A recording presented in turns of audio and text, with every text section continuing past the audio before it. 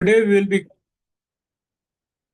welcome all. Today we will be covering educational policy and educational system, which is part of your GS2. Okay. जिसको लगता था GS1 का portion है, तो उसको समझना चाहिए कि उसने सिलेबस सही से नहीं पढ़ा है. ठीक है. सो लेट्स बिगिन इट. पर इसको बिगिन करने से पहले मैं आपको बताना चाहूंगा, इसमें हम रेफरेंस लेंगे किसका? ASER report. Any idea ASER report कौन बनाता है? तो इंडिया में एक एनजीओ है जिसका नाम है प्रथम. प्रथम.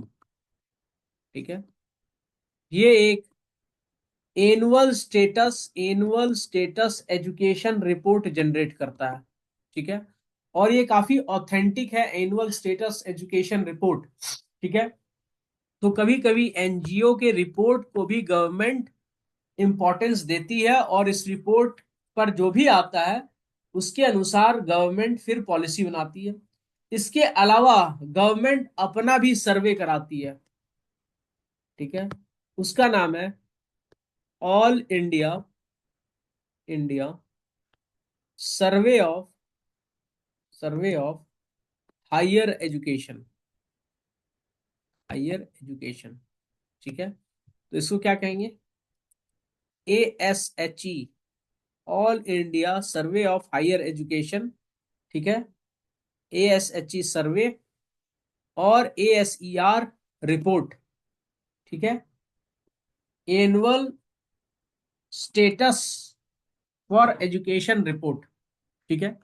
तो आप अपने एग्जाम में इसको मेंशन कीजिएगा. ठीक है. दूसरा हम लोग आज जो पढ़ेंगे वो है national educational policy. National education policy 2020. इसके लिए आपको सबसे सही रहता है PRS के साइट पर जाइए और आप वहां पर देख लीजिए. ठीक है. अगर आपको कुछ प्रिंट आउट लेना है तो, या soft copy.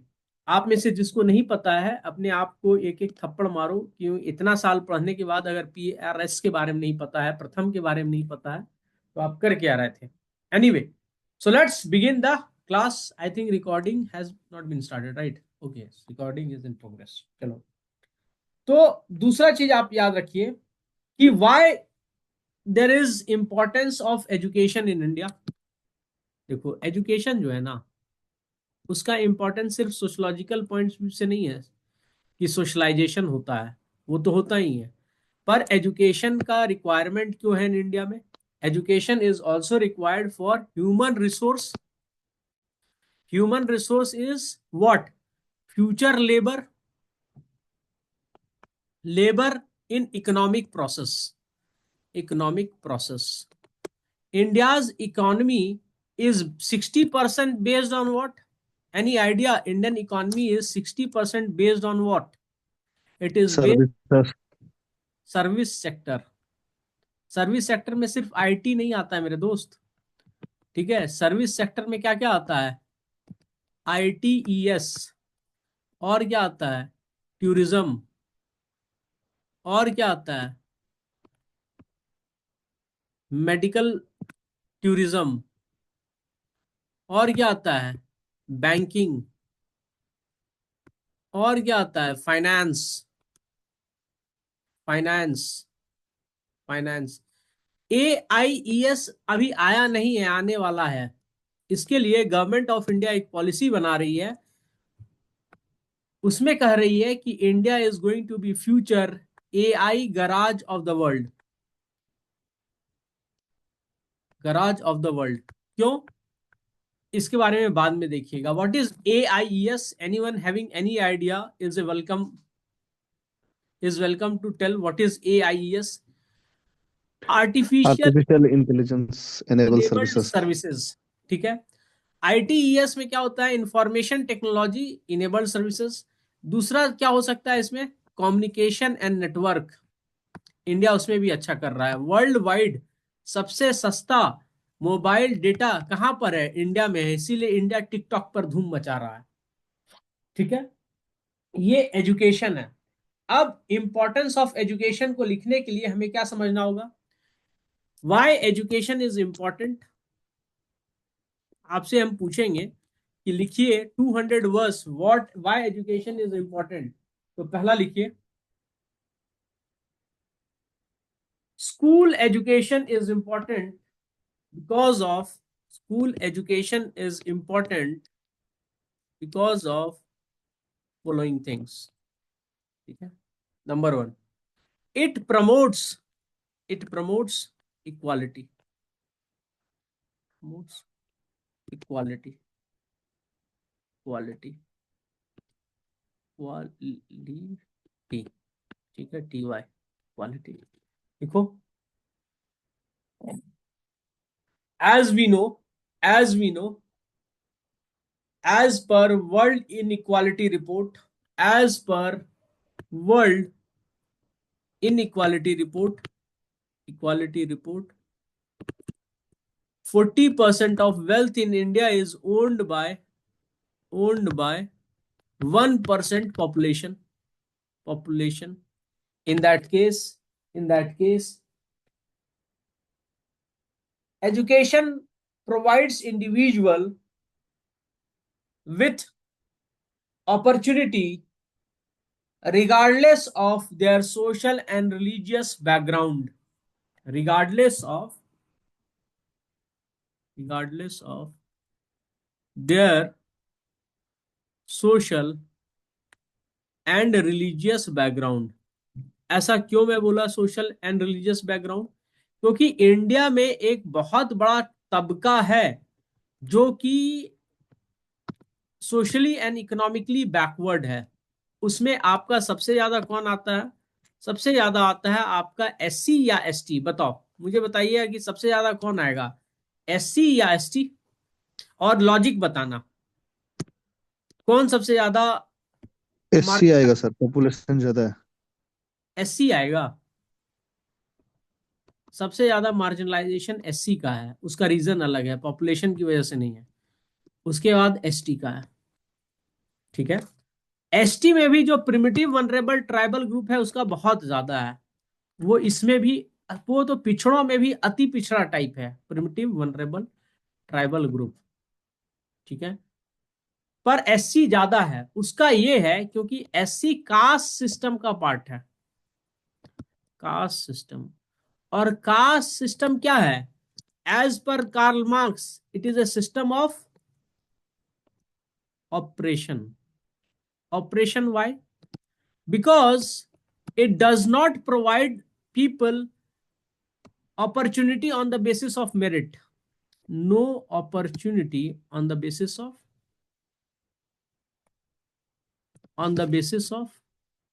merit. It is on the basis of birth. birth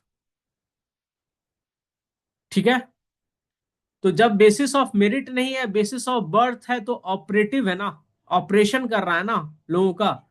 तो इन इक्वालिटी जब 40% है तो एजुकेशन इक्वालिटी का अपॉर्चुनिटी देता है। दूसरा लिखो, development of critical thinking, development of critical thinking, critical thinking. ठीक है, school education, school education teachers students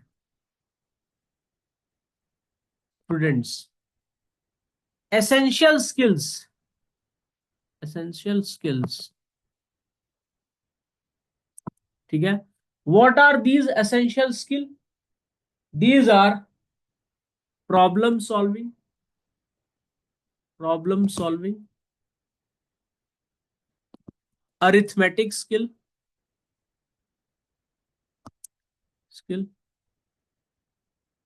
expression, making student expressive।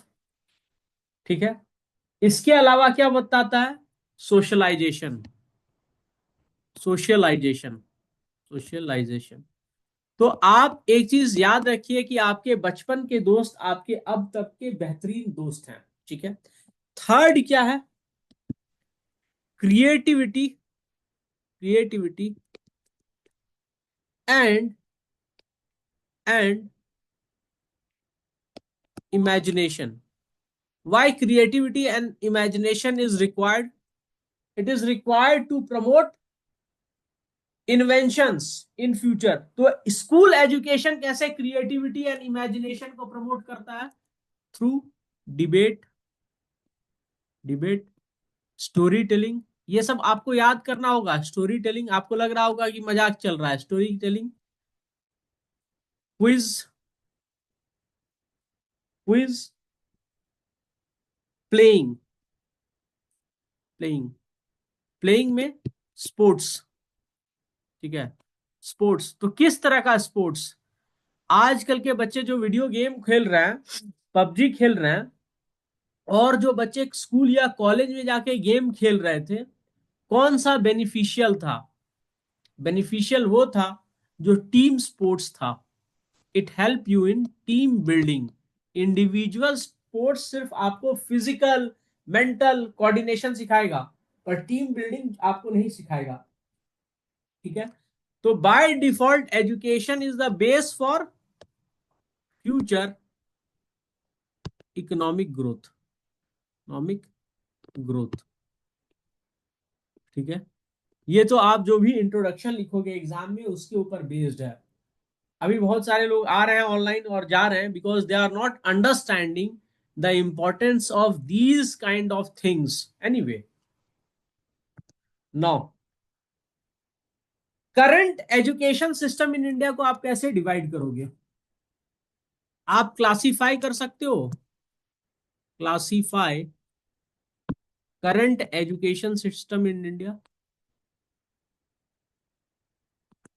इन इंडिया। आप लोग से इंटरव्यू में पूछ देगा what is difference between higher secondary and secondary education, बता दो। ठीक है, तो लिखिए, एक होता है आपका primary level. Primary level space देख के लिखना, अभी रुक जाओ, अभी रुक जाओ सबको। प्राइमरी लेवल ये होता है 6 to 14 years ऑफ एज। रुक जाओ मेरे भाइयों। ठीक है, इसको कहते हैं एलिमेंट्री लेवल, लेवल। इससे पहले क्या होता है? Pre primary level.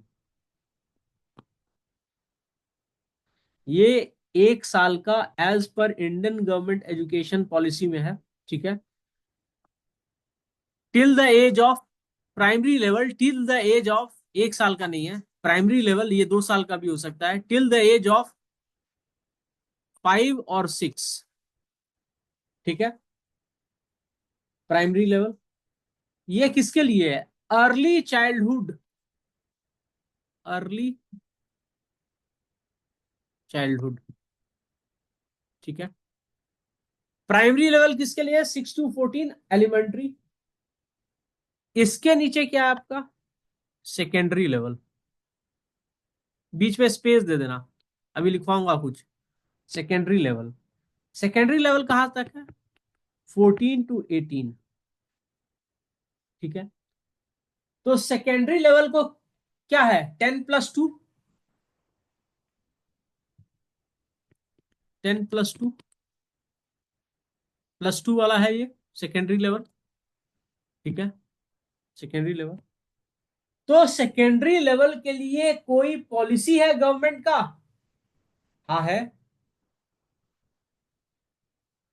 सर्व शिक्षा अभियान के थ्रू एक्सटेंड होता है। एक्सटेंड कैसे किया जाता है? राष्ट्रीय माध्यमिक शिक्षा अभियान के द्वारा। राष्ट्रीय माध्यमिक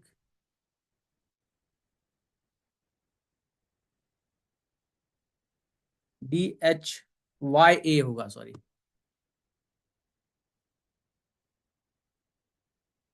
मिक शिक्षा अभियान, अभियान। ऊपर वाला प्राइमरी लेवल कैसे आपको मिलता है? वो मिलता है आपका राइट टू एजुकेशन की वजह से। बस यही वाला गारंटीड है आपको जो मिलेगा। ठीक है, ये वाला। ठीक है, प्राइमरी लेवल। ठीक है, ये कैसे मिलता है? Right to education. और राइट टू एजुकेशन कैसे आता है? आर्टिकल 21 का ए वाला पोर्शन।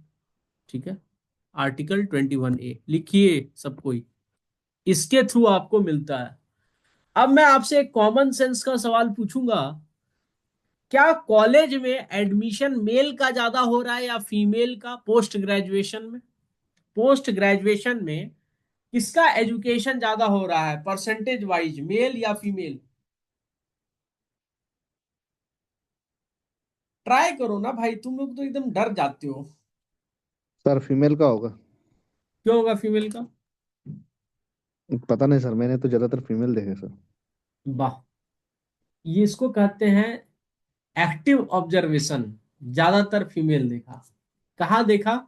ऑफिस तो ही जा रहा था अपने। ठीक है, नहीं, कॉलेज टाइम में। बहुत एक्टिव ऑब्जर्वेंट हो। चलो इधर देखो। देखो, पीजी में अभी, एज पर आपका all India education survey report, ठीक है, पीजी में फीमेल सबसे ज्यादा है। ठीक है, मेल से भी ज्यादा, 50% क्रॉस कर चुका है फीमेल, 53% के लगभग होगा। ठीक है, और सबसे ज्यादा पीजी किस में चल रहा है आपका? Master in arts. ठीक है, और कहाँ चल रहा है? गवर्नमेंट कॉलेजेस में। गवर्नमेंट कॉलेजेस में। ठीक है, पीएचडी में सबसे ज्यादा क्या होगा? ह्यूमैनिटीज होगा, इंजीनियरिंग होगा, साइंस होगा, क्या होगा? बताओ। ह्यूमैनिटीज होगा सर। देखो, पीएचडी में ना इंजीनियरिंग लीड कर रहा है, इंजीनियरिंग एंड टेक्निकल। टेक्निकल, उसका रीजन है, गवर्नमेंट पीएचडी में इन लोग को अच्छा खासा स्टाइपेंड देता है। स्टाइपेंड, ये मोदी गवर्नमेंट जब से आया है, स्टाइपेंड अच्छा खासा मिलना शुरू शुरू हुआ है इंजीनियरिंग और टेक्निकल को। एमए का स्टाइपेंड जो सोशल का है ना, सोशल ह्यूमैनिटीज का, वो उतना ज्यादा इनकरेज नहीं किया है गवर्नमेंट। तो गवर्नमेंट की अपनी अपनी पॉलिसी होती है। मोदी जी अपना टेक्निकल और इंजीनियरिंग को प्रमोट कर रहे हैं, क्यों? उनको कैपिटल इंफ्रास्ट्रक्चर बिल्डअप करना है। ठीक है, कांग्रेस के समय ह्यूमैनिटीज को प्रमोट करता था ज्यादा यूनिवर्सिटी में, क्यों? Social welfare and human resource, social development उसको ज्यादा करना होता था। अपना अपना पॉलिसी है, अपना अपना थॉट प्रोसेस है करने के लिए। कभी मौका मिले तो दो आदमी को पढ़ना। एक है आपका, कौन है? अमर्त्य सेन। अमर्त्य सेन, ये बात करता है आपका सोशल डेवलपमेंट का।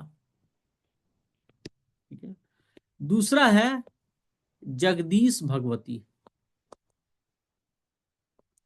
भगवती, दोनों बहुत बड़े इकोनॉमिस्ट हैं।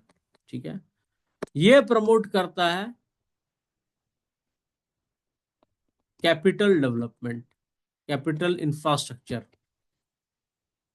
ठीक है, और दोनों का अपना अपना मॉडल है। अमर सेन वाला प्रो, इसको कांग्रेस वाला पसंद करता है, जगदीश भगवती को बीजेपी वाला पसंद करता है। इनकी एक बुक मैंने पढ़ी थी सालों पहले, is there is a case for globalization, something like that, globalization के ऊपर था। ठीक है, आओ वापस चलते हैं।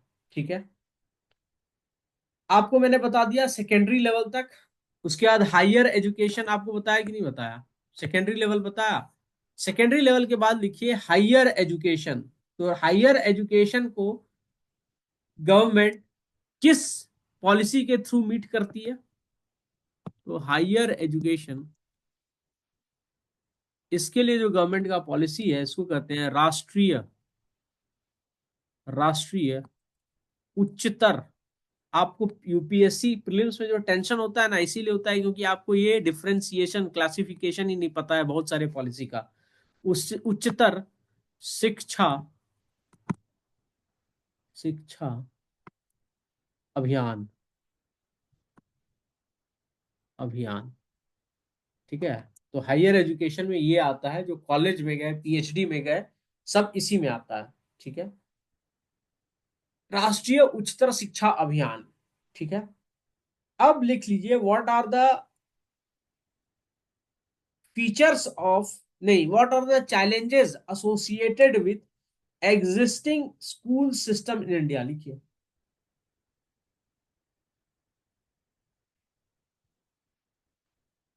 चैलेंजेस, चैलेंजेस एग्जाम में आपको लिखने आएगा ये। challenges with existing स्कूल, अभी स्कूल की बात कर रहे हैं, स्कूल एजुकेशनल सिस्टम। ठीक है। तो अब आप सोचने बैठोगे तो आपको पता ही नहीं चलेगा कि आपको लिखना है तो क्या लिखना है। तो पहला चीज आप लिखिएगा, इंफ्रास्ट्रक्चर बढ़िया नहीं है। तो इंफ्रास्ट्रक्चर बढ़िया नहीं है तो क्या बढ़िया नहीं है, एक बार ट्राई कीजिए आप लोग, इतने इतने लोग हैं क्लास में, give it a try. Infrastructure बढ़िया नहीं तो क्या है, या just write 3 or 4 point in your notebook, what according to you are the challenges of existing school education system in India. ठीक है। Student to teacher ratio. Student to teacher ratio, ठीक है, वो किस चीज में आएगा, क्वालिटी ऑफ एजुकेशन में आएगा। और क्या होना चाहिए स्टूडेंट टू टीचर रेशियो एक क्लास में? 1:30। 1:30 और 40? किसी में 45 देखा है सर, हाँ, किसी में 30 जैसे ठीक देखा है, है जैसा लग रहा ठीक ठीक, कोई बात नहीं। तो ये आपको पता है, तो ये क्वालिटी ऑफ एजुकेशन में आएगा। ठीक है। एसेसिबिलिटी ऑफ एजुकेशन होता है, इंफ्रास्ट्रक्चर डेफिशिएंसी होती है, और इक्विटी इन एजुकेशन होता है। 4 पायदान हैं जिसके ऊपर आप देखेंगे कि आपका एजुकेशन सिस्टम में प्रॉब्लम क्या है। तो पहला लिखिए, एक्सेसिबिलिटी, एजुकेशन पहुंच रहा है या नहीं पहुंच रहा है सब तक। दूसरा लिखिए, क्वालिटी ऑफ एजुकेशन, पहुंच रहा है तो क्वालिटी है या नहीं है, क्वालिटी ऑफ एजुकेशन। ठीक है। लिखिए आप लोग सबको, ये लिखना जरूरी है। ठीक है। तीसरा लिखिए, infrastructural challenges, infrastructural challenges, challenges. ठीक है। चौथा आप देखिएगा, इक्विटी, इक्विटी, सबको एजुकेशन सही तरीके से मिल रहा है या नहीं, जेंडर वाइज, क्लास वाइज, ठीक है, या फिर फिजिकली चैलेंज्ड वाइज, दिव्यांग जन को मिल रहा है या नहीं मिल रहा है। ठीक है। एक्सेसिबिलिटी में हम क्या चेक करेंगे, हम चेक करेंगे कि हमारे स्कूल में एनरोलमेंट रेट बढ़ रहा है या घट रहा है। ठीक है। देखिए, all annual status education report survey highlight करता है कि enrolment ratio increases as education level increases, true या फॉल्स? एनुअल स्टेटस फॉल्स होगा सर। Education report. ठीक है। ये कौन, प्रथम, एनुअल स्टेटस एजुकेशन रिपोर्ट प्रथम जो बोलता है, ये कहता है, as the level of education increases from pre-primary level to higher education level, the enrollment ratio, it drops, it drops। तो enrollment ratio is inversely proportional to level of education। ठीक है। क्यों? क्योंकि हर किसी के माँ बाप कंट्रीब्यूट नहीं कर सकते हैं एजुकेशन में। आप बोलोगे यार government mid day meal scheme दे रहा है, ठीक है, लेकिन उनके पेरेंट्स चाहते हैं कि वो स्कूल में जाने से बेहतर उनके साथ कुछ सीख ले। क्या सीख ले? the household activity they do or the skill what they have learned from their forefathers। ठीक है, क्योंकि वो लार्जर पिक्चर नहीं देख पाते हैं। ठीक है, दूसरा लिखिए, low enrolment in public school. पहला, enrolment ratio decreases with increase in level of education, accessibility में दूसरा लिखिए, low enrolment enrolment in public school. Public school मतलब सरकारी स्कूल। सरकारी स्कूल में लो एनरोलमेंट है, तो जहां पे पैसा फीस कम लग रहा है वहां पर ही आपके, अच्छा पब्लिक स्कूल यहाँ पे प्राइवेट हो जाएगा ना, प्राइवेट नहीं, ठीक है, डिक्रीज होगा। ठीक है, लो एनरोलमेंट इन पब्लिक स्कूल। जैसे जैसे आजादी के बाद आप देखोगे कि आपका पब्लिक गवर्नमेंट का स्कूल बढ़ा है, ठीक है, पर इनरोलमेंट जो रेशियो था वो डिक्रीज किया है, इट हैज डिक्रीज्ड। ठीक है, तीसरा लिखो, high number of high number of, ये बोरिंग है लेकिन लिखना है तो पढ़ना है, high number of out of school children, out of school children. ठीक है, अब ASER रिपोर्ट जो बताता है, ये बताता है कि इंडिया में अराउंड 1.3 करोड़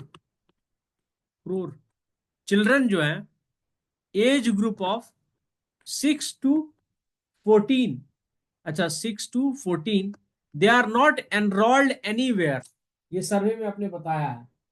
ठीक है, फिर एक्सेसिबिलिटी में ही आपके किस सेक्शन को एजुकेशन सबसे कम मिलेगा, तो लिखो, चौथा लिखो, inadequate access to the vulnerable section of the society, इसी के अंदर इन एडिक्वेट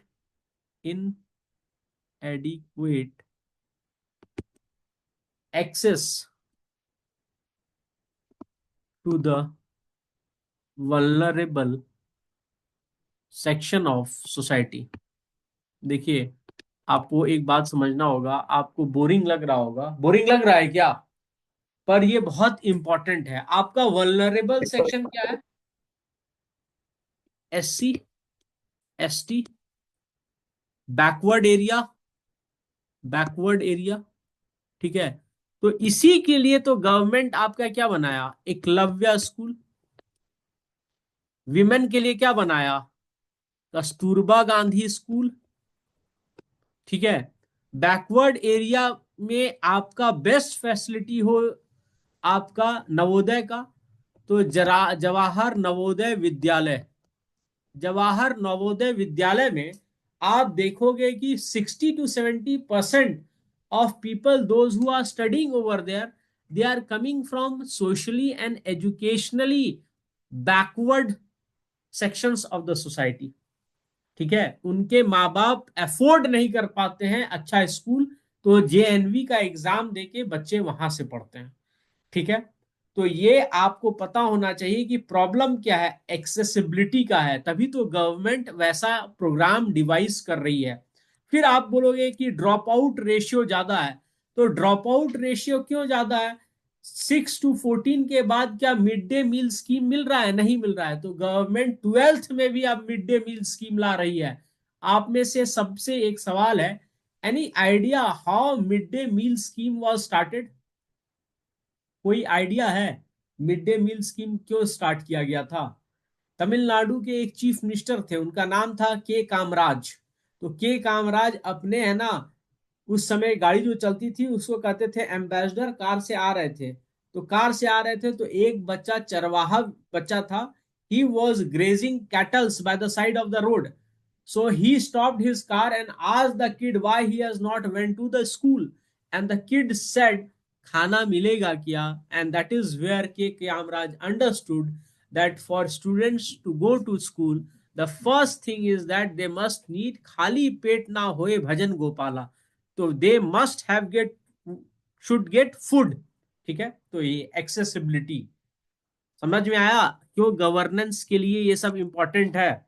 अब लिखो second topic, quality of education. Second topic, quality of education. Quality of education. अब क्वालिटी ऑफ एजुकेशन में ही पहला लिखिए, इल इक्विप्ड टीचर। सबसे बड़ा जिम्मेवारी तो टीचर का है। टीचर को ही खुद नहीं पता यूपीएससी का सिलेबस क्या है, पढ़ाएगा क्या कद्दू।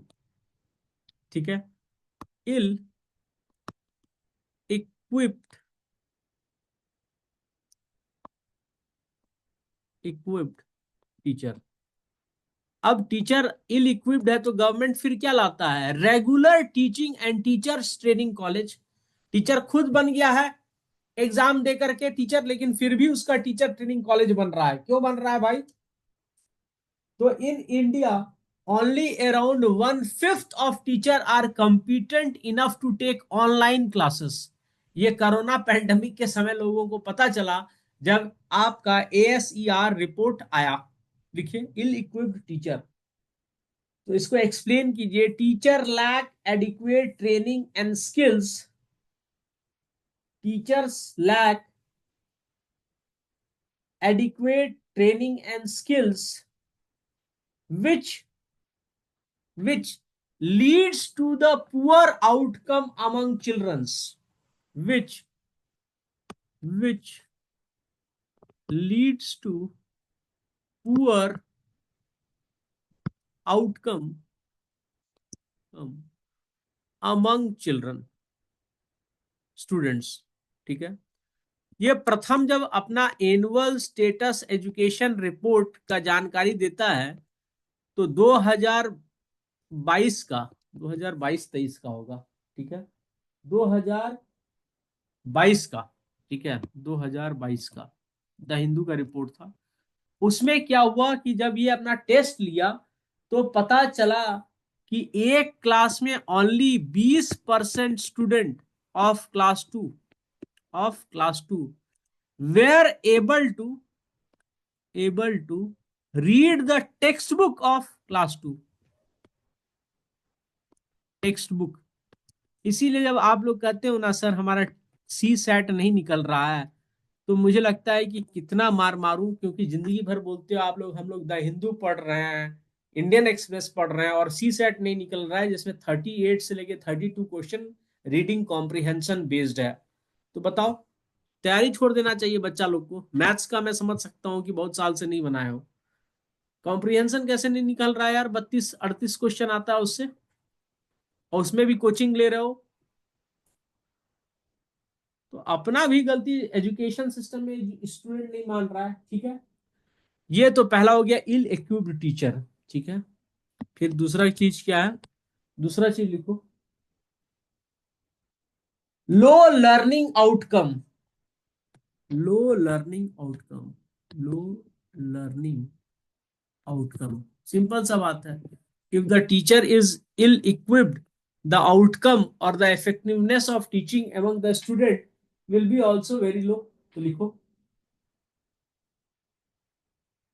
ASER report 2022 2022 showed only 40% of class 5 students were were able to read textbook of class 2। ये हालत थी। ठीक है, फिर लिखिए C, weak implementation of right to education act.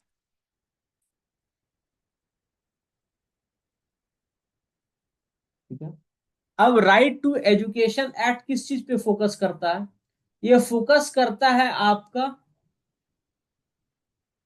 कि हर बच्चा स्कूल पहुंच जाए, टीचर की का वहां पे एजुकेशन हो जाए, मतलब टीचर का वहां पे जॉब लग जाए। पर it does not focuses on effective teaching or the outcome. ठीक है, weak RT Act does not focus on outcome, does not focuses on outcome. Outcome क्या है? टीचर पढ़ाया तो स्टूडेंट बढ़िया होना चाहिए। ठीक है, थर्ड लिख दीजिए, infrastructure challenge, infrastructure challenge, challenge, challenge. ठीक है, तो लिखिए limited investment in the infrastructure of school and colleges by the government, by the government compare to compare to developed countries, developed country. अगर आप स्कैवेंडेनियन कंट्रीज को देखोगे, what are Scandinavian countries? नाचुप, Scandinavian countries क्या है? Message कर दो, बोलना नहीं है। ठीक है, मैसेज कर दो। ठीक है, चलो, स्कैवेंडेनियन कंट्री कौन है हमारे? स्कैवेंडेनियन कंट्री है हमारे हमारे स्कैवेंडेनियन कंट्री है हमारा एनएफएस कंट्री, एनएफएस। ये एनएफएस कौन है? Norway, Sweden, Finland. ठीक है, बहुत सही। तो नॉर्वे, स्वीडन, फिनलैंड में आपका सबसे ज्यादा सैलरी किसका है? टीचर का है। पूरे के पूरे सिस्टम में आईएएस ऑफिसर से भी ज्यादा सैलरी टीचर का है, क्योंकि सब कोई प्रेजेंट में वर्क करता है। ठीक है, टीचर अकेला है जो फ्यूचर में वर्क करता है। प्रेजेंट जनरेशन ही तो फ्यूचर है। ठीक है, तो limited investment in infrastructure of school compare to the developed country, specially Scandinavian countries. China का भी कंपेयर करो ना, चाइना से हम बहुत नीचे इन्वेस्ट करते हैं अपने जीडीपी के परसेंटेज को। हम ये नहीं कर रहे कि चाइना जितना पैसा दे रहा है। दूसरा लिखो, lack of basic facilities, lack of basic facilities in school. Basic facility क्या है? टॉयलेट्स। अगर टॉयलेट्स है तो फीमेल के लिए टॉयलेट्स नहीं है, अगर फीमेल के लिए टॉयलेट्स है तो उसमें पानी नहीं है। ठीक है, no, no assurance of water, water. ठीक है, फिर लाइब्रेरी। हमको नहीं लगता है कि कोई सरकारी स्कूल में लाइब्रेरी डिस्ट्रिक्ट लेवल पे एक दो से ज्यादा होगा, लाइब्रेरी मिसिंग है। स्पोर्ट्स, जो आपके कैरेक्टर को बिल्डअप करेगा, sports infrastructure is completely missing.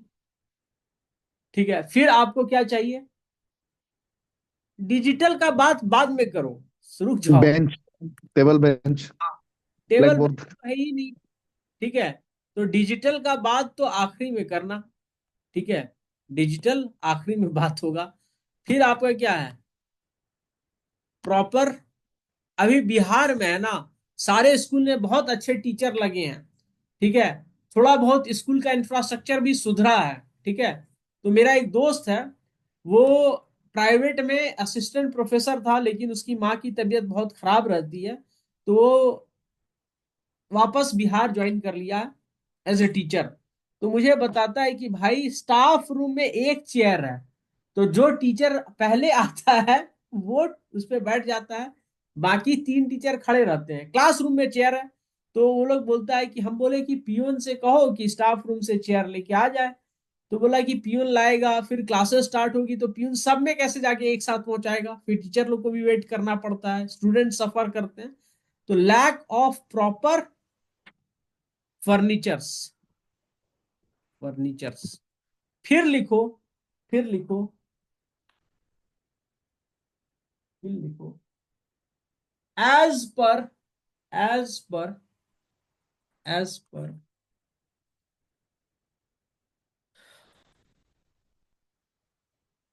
Acer report 2020, only only 12% of school school have internet and computer lab, internet and computer labs. Lab तो हम बोले ही नहीं, लैब भी मिसिंग है, लैब्स भी मिसिंग है। ठीक है, तो पहले इंफ्रास्ट्रक्चर चैलेंज में आपको बता दिए। ठीक है, ये सब है। टीचर का भी एक चैलेंज बता देते हैं कि टीचर हार्डली 20% टीचर को पता है डिजिटल फॉर्म में क्लासेस लेना। ठीक है, वो छोड़ दो, अभी एग्जाम में आपको बहुत कुछ लिखना है। जो लोग यूपीएससी प्रीलिम्स की फोकस कर रहे हैं, द हिंदू का एटलीस्ट 6 से 7 आर्टिकल डेली पढ़े, मेरे से भी शेयर करें।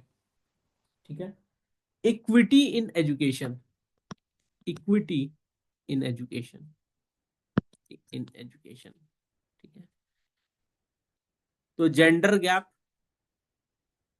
जेंडर गैप सबसे बड़ा इशू है। इसमें क्या इशू है?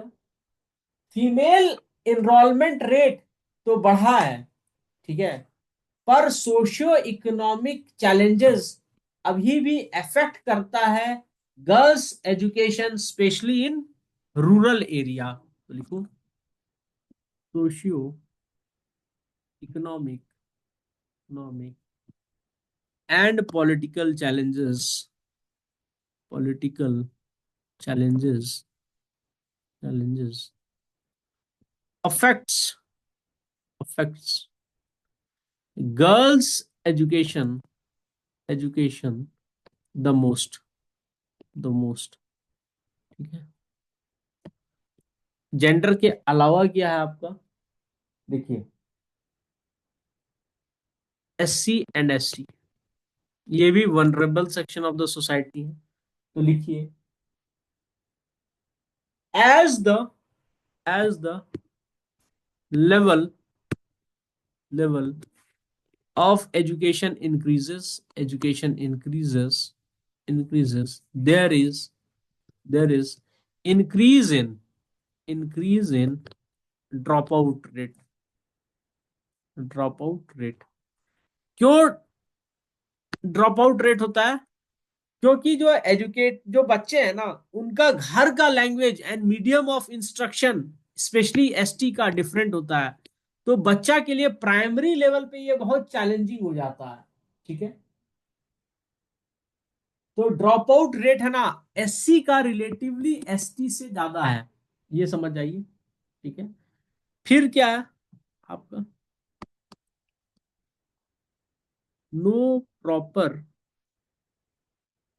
पॉलिसी इम्प्लीमेंटेशन, इम्प्लीमेंटेशन टेशन फॉर दिव्यांग जन्स। ठीक है, समझ में आया? अब लिखिए यस नेक्स्ट, सर। अब लिखिए next, right to education policy 2020। आ जाइए।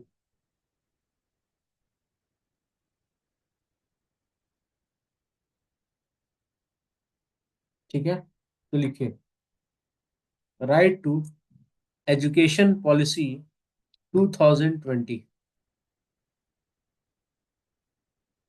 Sorry, education policy 2020।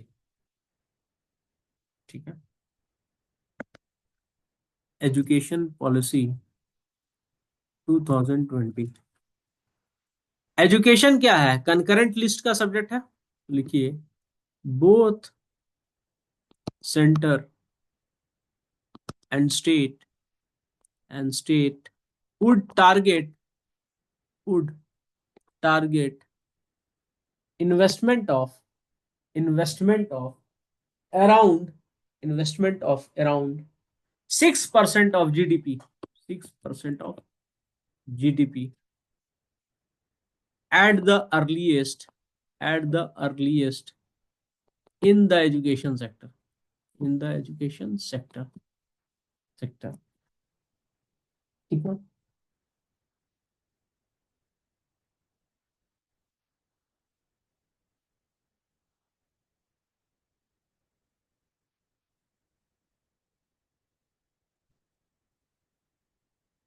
ये जो आपका एजुकेशन पॉलिसी था ना, इसका ऑब्जेक्टिव क्या है ये पता होना चाहिए। सो द ऑब्जेक्टिव ऑफ, लिखो, the objective of 20 new education policy 2020 is to make India superpower. Make India superpower. Superpower. At the earliest. At the earliest. ठीक है, इंडिया को सुपर पावर बनाना है एट द अर्लीस्ट। ठीक है, तो लिखो universalization of education. Universalization of education. Universalization of education. ठीक है, from pre level to secondary level. Secondary level. ठीक है, इसके थ्रू क्या होगा, यूनिवर्सलाइजेशन हो गया। तो इसमें लिखा है right of free education. Right of free education will be extended from 3 to 18 years.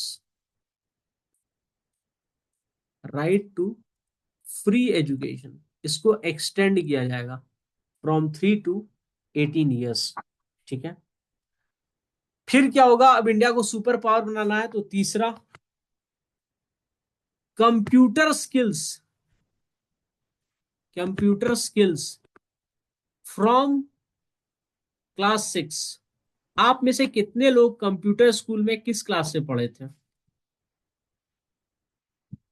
ठीक है, 6 से पढ़ा था सर। सर मैं क्लास 2 से पढ़ा था। लोगो लैंग्वेज था जो पहला मैं सीखा था। ठीक है, तो ये डिफरेंस है एजुकेशन सिस्टम ऑफ इंडिया का। रीजन वाइज भी तो डिफरेंट है ना। आपके यहाँ तो इंटरनेट आने में ही 2008 या 10 लगा होगा। 2008 या 10 क्या, मुझे लगता है इंटरनेट आपके यहाँ आया लॉकडाउन में जबरदस्त तरीके से। उससे पहले कहाँ आता था? आता था क्या?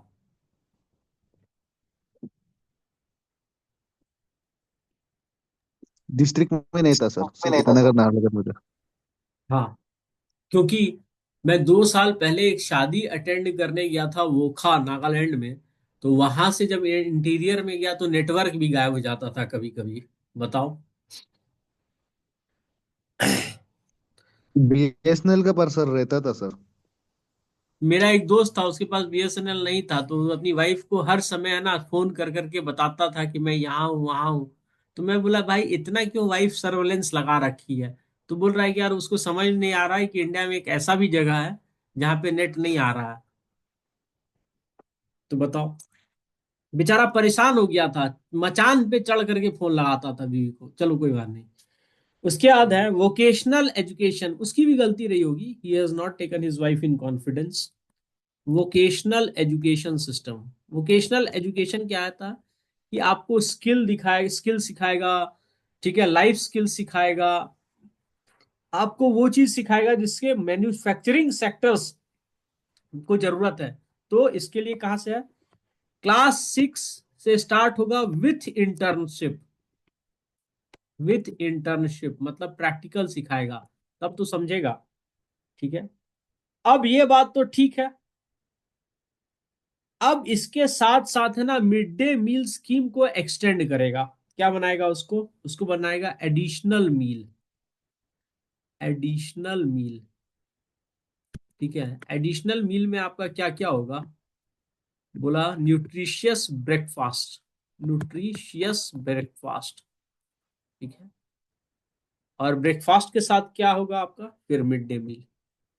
मिड डे मील में भी आप गवर्नेंस का एग्जाम्पल बताओ कि बहुत बार क्या होता था कि स्कूल वाला पैसा खा ले। ठीक है, या कोई औरत जो untouchable, so called untouchable caste से है, तो वो खाना बनाए तो गांव वाला अपोज करे। तो नीतीश कुमार गवर्नमेंट बिहार में एनजीओ को दे दिया है मिड डे मील। ठीक है, अब मिड डे मील एनजीओ बनाएंगे, बना बनाया खाना स्कूल में पहुंचाएंगे। और जो टीचर है, एक टीचर दिन में एक बार खा करके टेस्ट करके बताएगा कि खाना सही या नहीं। और टीचर रोटेट होता है, मतलब एनजीओ की सेटिंग भी नहीं हो सकती है। ठीक है। दूसरा देखिए, इतना सब तो हो गया इन्वेस्टमेंट का, अब टीचर की कैपेबिलिटी पे भी बात आएगी। तो देखिए, टीचर्स कैपेबिलिटी, इसी के अंदर new education policy, teachers capability, capabilities, ठीक है। इसमें है एनसीईआरटी जो है ना, अब उसके जहां एक नया फ्रेमवर्क लाया है, national curriculum framework for teachers education, NCERT ही लाया है, ठीक है। National national curriculum framework, framework for teachers education, teachers education. कब लाया है इसको? 2021 में लाया है। कैसे लाया गया है?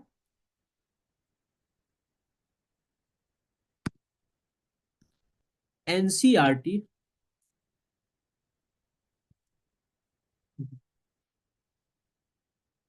से कंसल्ट करके national council for teacher education इस फ्रेमवर्क को बनाएगा और इसको इम्प्लीमेंट भी किया जाएगा। National council for teachers education, ठीक है। ये तो बात हुआ आपका स्कूल लेवल एजुकेशन का। हायर एजुकेशन में क्या रिफॉर्म चाहिए? हायर एजुकेशन आपको एग्जाम में आएगा, 2020 न्यू एजुकेशन पॉलिसी के अनुसार हायर एजुकेशन में क्या होना चाहिए? तो इसमें लिखा, there should be increase in gross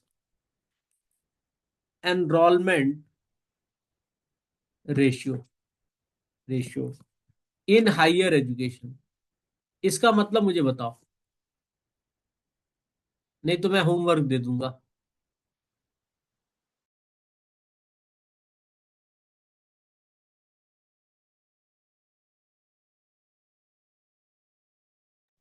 जब ग्रोस मतलब सबको पकड़ के, मतलब ST SC women male female enrolment ratio ज्यादा होना चाहिए। और कोई,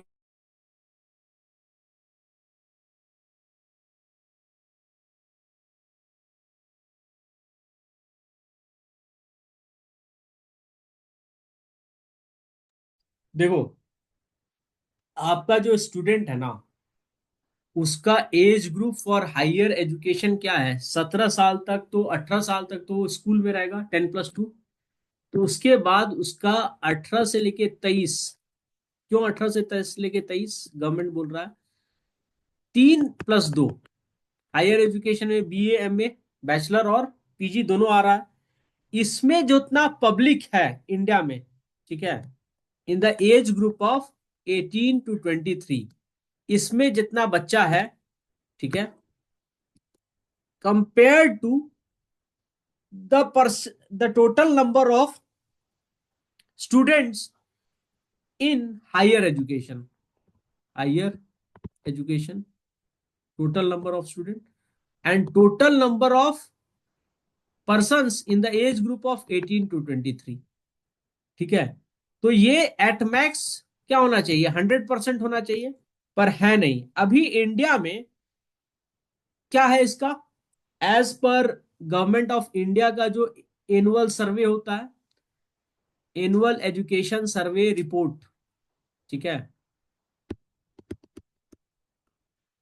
यही है गवर्नमेंट ऑफ इंडिया का। तो इसके अनुसार इंडिया में है ना, अभी 28% ही आपका ग्रॉस इनरोलमेंट रेशियो है इन हायर एजुकेशन, ठीक है। तो इसको बढ़ाना है, कहां तक करना है? एटलीस्ट 50%। यही तो टारगेट है आपका, न्यू एजुकेशन पॉलिसी 2020 का यही टारगेट है। कब तक करना है? 15 साल में। तो ये 15 साल कब है? 2035। समझे या नहीं समझे? समझ गया सर। ठीक है। फिर है फ्लेक्सिबिलिटी देना है गवर्नमेंट को, flexibility, flexibility in higher education. क्या फ्लेक्सिबिलिटी देना है? देखो, multiple exit with certificate diploma and degree, multiple multiple exit with certificate diploma and degree. मान लो कोई एमए सोशियोलॉजी में एडमिशन लिया, सॉरी एमए इकोनॉमिक्स में एडमिशन लिया, एक साल बाद उसको अच्छा नहीं लगा, मन नहीं लगा, तो वह एमए सोशियोलॉजी का फिर से एंट्रेंस देगा और एडमिशन ले लेगा। तो ये एक साल उसका वेस्ट ना जाए, तो गवर्नमेंट उसको एक साल का कुछ ना कुछ सर्टिफिकेट दे दे जो जिंदगी में उसको बाकी जगह काम आए। तो multiple entry and multiple exit होता है ना, बहुत बहुत बार आपको सिर्फ लाइफ पार्टनर चुनने में नहीं, एजुकेशन चुनने में भी गलती हो जाती है। You are more inclined for humanities and you end up taking computer science और सिविल इंजीनियरिंग और इलेक्ट्रिकल इंजीनियरिंग। आपका क्या सब्जेक्ट था?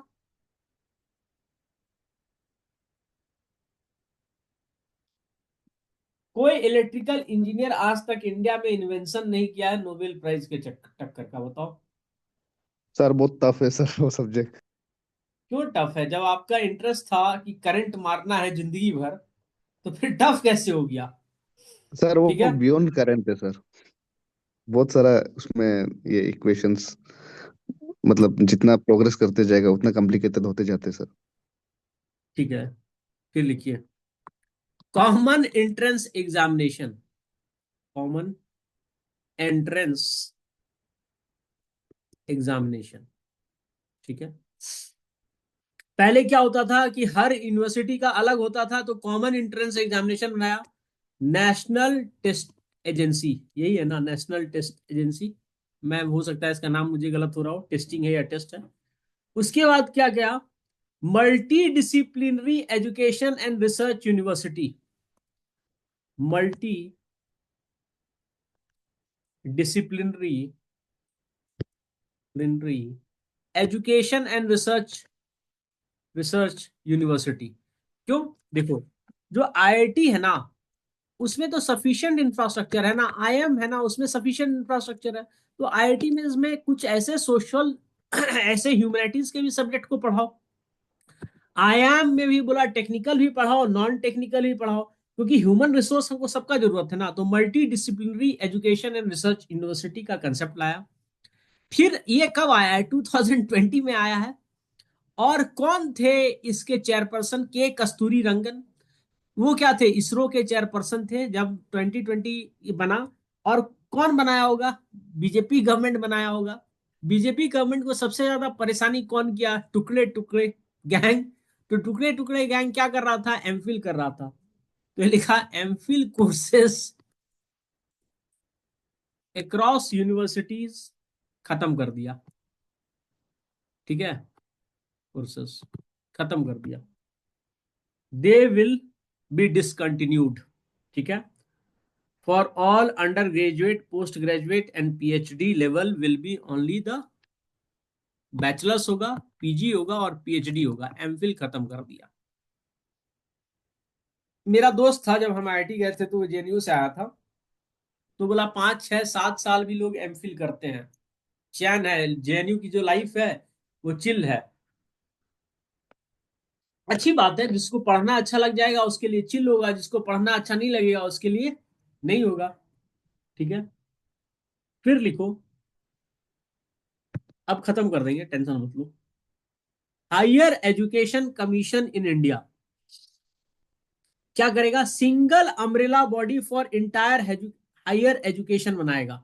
ठीक है, हायर, इससे क्या होगा ना, कन्वर्जेंस होगा। Higher education commission of India, commission of India, convergence होगा, अथॉरिटी रहेगी और सिंगल पॉइंट सब चीज रहेगा। तो single umbrella body, single umbrella body, body. ठीक है, इसमें एक्सक्लूड कर दिया आपका मेडिकल और लीगल एजुकेशन। लीगल एजुकेशन पता नहीं क्यों किया है, मैं चेक करके बता दूंगा आपको। ठीक है। और अब जो एफिलिएशन ऑफ कॉलेज को मिलेगा, लास्ट लिखो 7वां या 8वां होगा, कितना है? 8वां, सातवां है एफिलिएशन ऑफ कॉलेज जो होगा ना, एफिलिएशन ऑफ कॉलेज, ये हर 15 साल के बाद फेज आउट किया जाएगा और वापस चेक किया जाएगा। और मैं तो कहीं पढ़ा था कि ये जो यूजीसी है यही कैरिकुलम डिजाइन करता है और फिर यही कैरिकुलम को फेज आउट कर देता है। तो ये भी एक तरह की फालतू की अथॉरिटी है हमारे सिस्टम में, जो खुद ही लाया कोई करिकुलम और उसको खुद ही तुरंत फेज आउट कर देता है या यूनिवर्सिटी से निकलवा देता है। तो उसकी भी तो अकाउंटेबिलिटी नहीं है, तो ये भी एक इशू है। So with this I end up your education system, there are certain government schemes, ठीक है, जो आपको देखना है।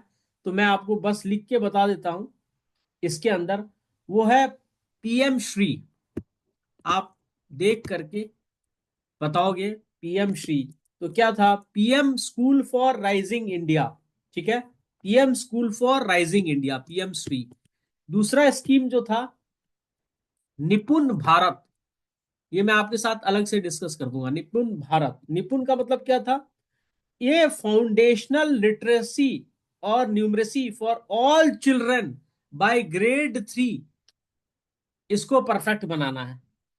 फिर है आपका पीएम ई विद्या, ई विद्या, ई विद्या तो क्या होगा, ऑनलाइन से रिलेटेड होगा, ठीक है। तो बहुत लोग ऑनलाइन से पढ़ सकते हैं, ठीक है।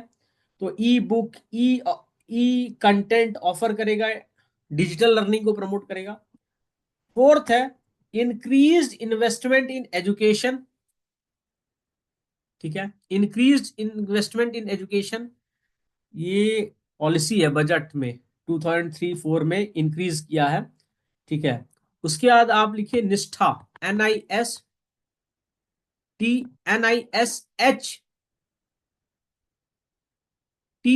निष्ठा, ठीक है। ये क्या किया है, कैपेसिटी बिल्डिंग किया है टीचर्स और स्कूल प्रिंसिपल का, कि तुम लोग ही बेटा सही से रहो, अच्छे से सीखो, तब ना सिखा पाओगे। तो इसका नाम है national initiative for school head teachers holistic advancement, निष्ठा, याद रखिएगा। फिर है एनडीयर, एनडीयर, ये क्या है, national digital educational architecture, national digital educational architecture, ये क्या रखा है, ये development of digital education in India, उसके लिए एप्लीकेशन सबको बनाएगा और देखेगा। सो with this will and the class of today. तो आपको आइडिया मिल गया है एजुकेशन का। अब हम लोग सिर्फ कवर करेंगे आपका चाइल्ड से रिलेटेड इश्यूज, ठीक है, पॉस्को एक्ट, ठीक है, चाइल्ड से रिलेटेड इश्यूज को कवर कर लेंगे, चाइल्ड मैरिजेस को कवर कर लेंगे, ठीक है।